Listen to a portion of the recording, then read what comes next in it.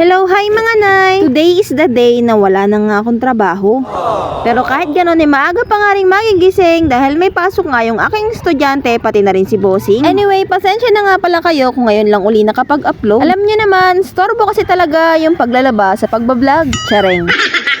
Siyempre, kailangan ko pa rin i-priority yung mga gawain sa bahay kasi baka mamaya palayasin na ako ni Bossing. Pero yung totoo, na voice over ko na talaga to at ayaw lang ma-export kaya ayun, for the ulit na naman ng person. For the jacket nga muna tayo kasi nga medyo malamig. Hindi nga natin kaya at nanginginig ang mga kalamnan. Miyo iba na talaga kapag tumatanda na. Pagkatapos kong gisingin si Kuya Will, dumiretso na nga rin ako magsaing at mag-init ng tubig para pampaligo niya.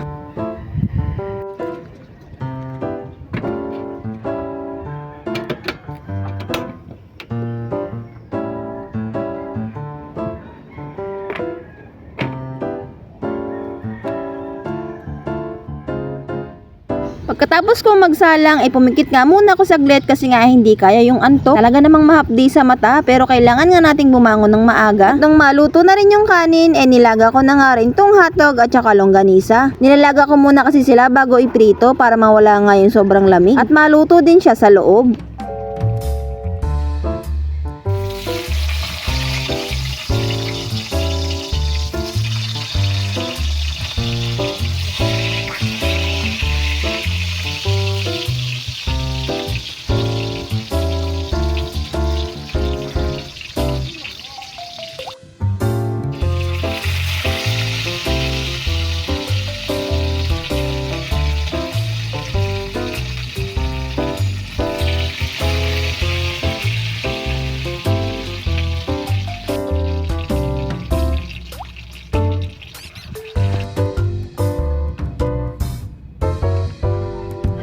Nung makaluto na, prepare ko na nga rin yung baon ni Kuya Will. Madalas talaga siya na yung nagsasandok ng kanyang baon. Yun nga lang, nung mga time na to, medyo mabagal nga yung kanyang kilos at nagbibihis pa lang siya. Sinasanay ko na kasi siya na siya na yung mag-aasikaso ng sarili niya tuwing umaga. Sabi ko nga sa susunod, siya na nga rin ang magsaing. Marunong naman na siyang magluto. Yun nga lang, ang kalaban niya talaga ay yung paggising ng maaga. Kasi nga, sobrang tulugin talaga nito. Dati kasi, pag gumising sila, nakaready na yung pagkain, nakaready na yung damit, pati sapatos, pati medyas. Yun nga lang, medyo namimiha. Konting kibot sisigaw ng mama, asan yung ganito? Kaya mula noon hinayaan ko nga sila mag-asikaso ng kanila. Medyo natuto naman na kasi alam na nga nila kung saan maghahanap. Pag nasanay din kasi sila, nabigay mo lahat at halos wala na silang nga asikasuhin, medyo namimihasa nga din. Kaya ngayon, hinahayaan ko nga silang mag-asikaso ng mga sarili nila para matuto. Pumili na nga rin pala siya ng kanyang babaon na biskwit dito. Pinamili ko nga pala yung kagabi at hindi ko pa nga rin naaayos at naisasalansan. Pagkaayos niya ng kanyang mga baon, umalis na nga rin siya at pagkaalis nga niya, binigay ko na nga rin kila Papa yung bill namin ng kuryente. Medyo malaki nga yung bill namin ngayon dahil alam nyo na meron nga akong ref na ang laman lang ay puro tubig.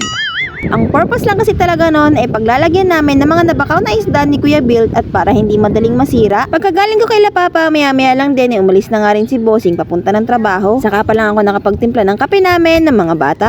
At syempre, dun tayo magkakape sa paborito nating tambayan.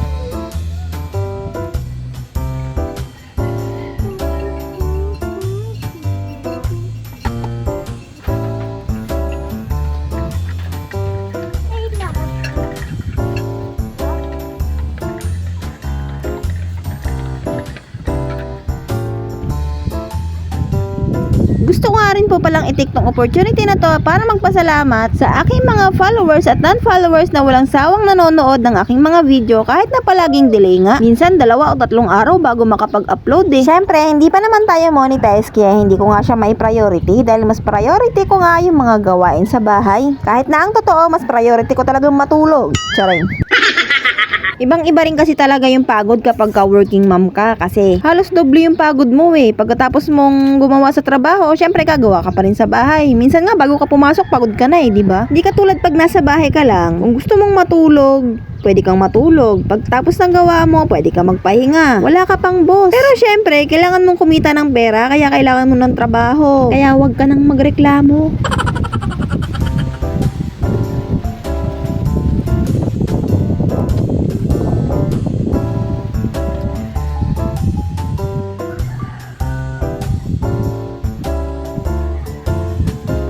Pagkatapos magmuni-muni, kailangan na nga rin mag-prepare sa tanghalian. Papasok rin kasi si Kuya Von, kaya kailangan na siyang asikasuhin ng maaga. Nagsalang muna ako ng mainit na tubig bago bumaba para bumili ng sardinas. Meron pa kasi ako natirang repolyo sa rep, kaya lalagyan ko na nga lang siya ng sardinas para mailuto na. Uuwi kasi si Bossing ngayong tanghali, kaya eto nga yung magiging ulam niya. Huwag nyo na nga pong pansinin yung aking ref na walang laman, kasi nga wala na naman akong work. Matagal nang nakastock yan dyan. Yun nga lang, wala nga akong may pangsahog, kaya ayun, nabulok na nga yung carrots. At medyo matubig nga siya kasi nilagyan niya ni Brother Deer ng yelo kagabi, kaya nga nalusaw. At hindi pa nalinisan yung kanyang pinaglusawang tubig. At inumpisan ko na nga rin asikasuhin itong gulay dahil kailangan na nga rin maasikaso si Kuya Von para pagpasok.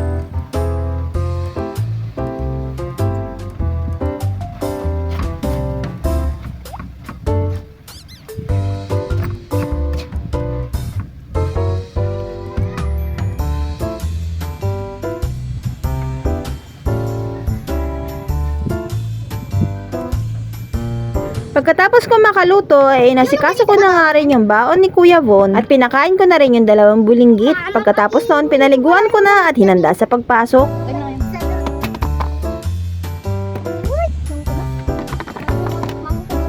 Mama! Ayan, ang ganito nga. Bakit ako ito? Una nga. Papakainin ka naman. Yeah.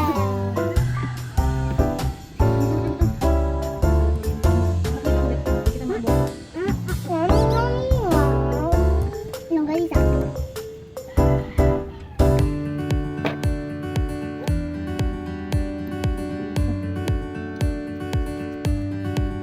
Bakit yung lalagi mo? Ano yung ginawa?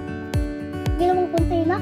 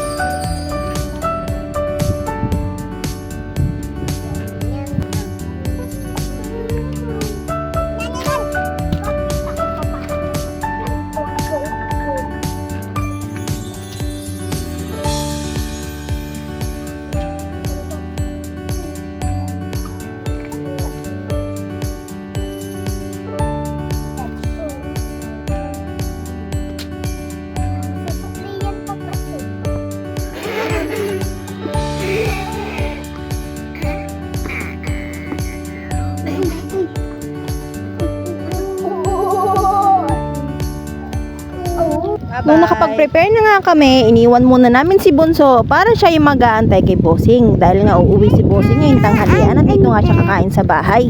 Samantalang kami ni Kuya Von ay lakad mode nga kami papunta ng school kasi nga kailangan namin magtipid ng pamasahe. At habang naglalakad kami, natsyempohan nga namin tong bumbero na inaapoy yung apoy doon sa sinindihang mga kahoy na inipon ng mga ita. Ewan nga namin kung sinong nagsiga dyan. Kinukuhanan pa nga sana ni Papa yan ng mga kahoy para panggatong. Yun nga lang hindi na nga mapapakinabangan dahil meron ng nagsiga at hindi rin naman yan naapula ng mga bumbero kaya hinayaan na lang nila. Fast forward at naandito na nga rin kami sa school. Ihatid ko nga lang dito si Kuya Von at uuwi din ako. Yung ibang nanay kasi nag-aantay na nga dito sa school hanggang mag-uwian sila. Ako naman umuwi muna dahil meron pa nga akong ibang magagawa sa bahay kaysa nakaupo lang at nag-aantay. Yung iba naman kasi malayo pa yung inuuwian kaya naman kaysa mamasahe ng balikan nag-aantay na nga lang sila sa school. At pag uwi ko nga rin sa bahay naandito na nga rin si Bossing at kumakain na nga sila ni Bunso. Kumakain ka na naman?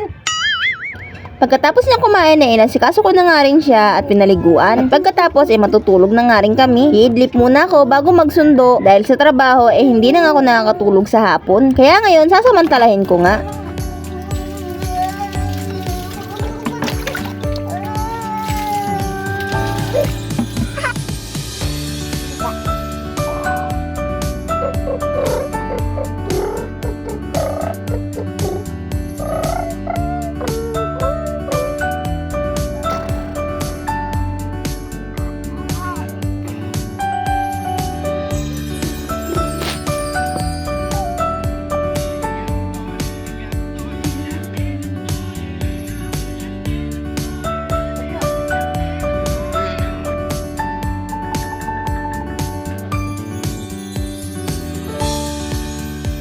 Bitin ng pagtulog, masakit sa ulo, pero wala nga tayong magagawa at oras na ng pagsundo. Pirmahan din kasi ng card nila ngayon at bigayan ng certificate.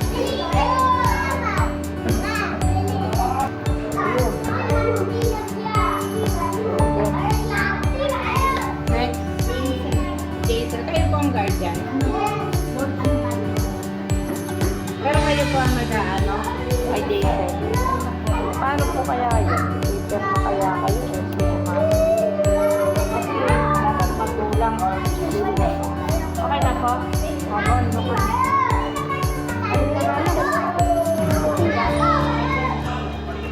Binigyan ka ballpen?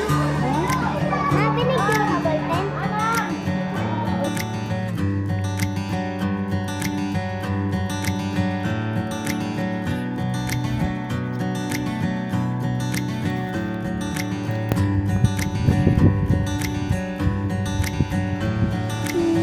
Fast forward, pag uwi namin, nagising na nga rin si Bunso at gano'n nga lang kabilis tumakbo ang oras at eto nga't nagsisiga na nga ng mga inipong dahon si Papa at kami naman nagluluto na rin na panghapunan.